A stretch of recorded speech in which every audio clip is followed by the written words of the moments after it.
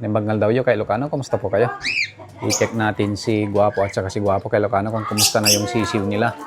So tutungtong lang tayo ng meron tayong upuan dito kay Ilocano na para tumungtong tayo.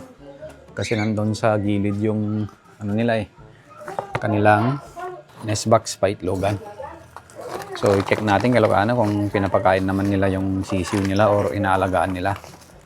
Para malaman din natin.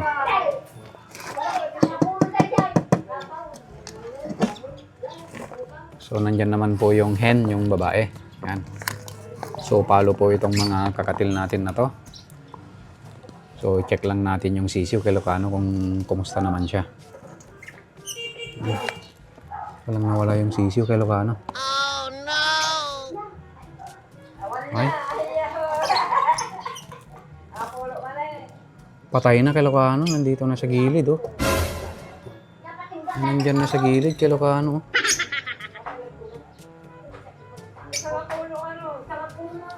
Hindi nila nakita kay Ilocano. Yan na sa gilid oh. Wala ko namatay na naman So check naman natin kay Ilocano kung may laman yung ano niya, tiyan niya. Meron naman lamang kay Ilocano. Yan oh, pero yung tiyan niya ganyan oh. Meron naman lamang kay Ilocano. Yan. Bang tinutukan nila yung ano nila. Yung inakay nila kay Ilocano Yan oh. So ilagay lang natin yan kay Ilocano para makita yung nanay. Kasi ano kala ko wala na naman yung sisiw kay Ilocano.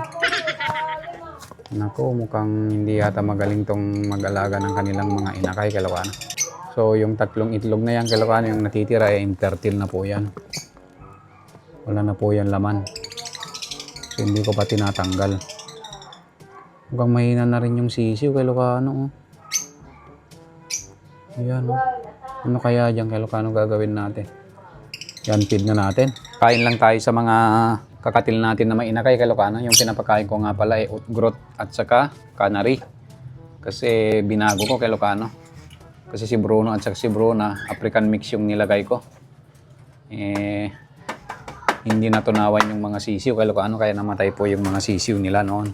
So merong inakay si Guwapo at saka si Guwapa. So ilalagay natin is outgrowth at saka canary kay Ilocano. Soft food muna tayo kahit hanggang 10 days lang para mas mabilis matunawan yung mga inakay nila. Tapos maglalagay din tayo ng ano sa inumin nila, dextrose powder kay Ilocano. So maglalagay tayo ng dextrose powder kay Ilocano sa inumin ng makakatulong din ito sa kanilang mga sisiw. Tapos canary at saka outgrowth yung ilalagay natin na pagkain nila kay Ilocano yan. Soft food po yung ilalagay natin. Kasi yun nga, gaya ng sabi ko kay Ilocano, African mix yung ilagay kong pagkain nila nung may inakay si Bruno at saka si Bruna. Yun, hindi natunawan yung mga inakay nila, yung mga sisiw. Kaya ito yung ilalagay natin.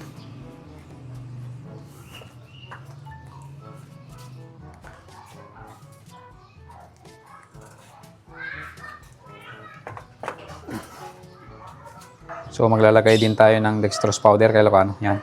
Okay na yan kay Ilocano. Yan yung ilalagay natin sa inumin nila. Kanina tinignan ko yung sisiw kay Ilocano. Halos 24 hours ko nang hindi tinignan. Kala ko wala na naman yung sisiw kay Ilocano. Nandun lang pala sa gilid. Iba yung nililimliman ng kanilang nanay. Yung mga itlog. Yung mga itlog nila kay Ilocano, wala nang fertile doon. Yun na lang yung isa yung fertile, yung napisa.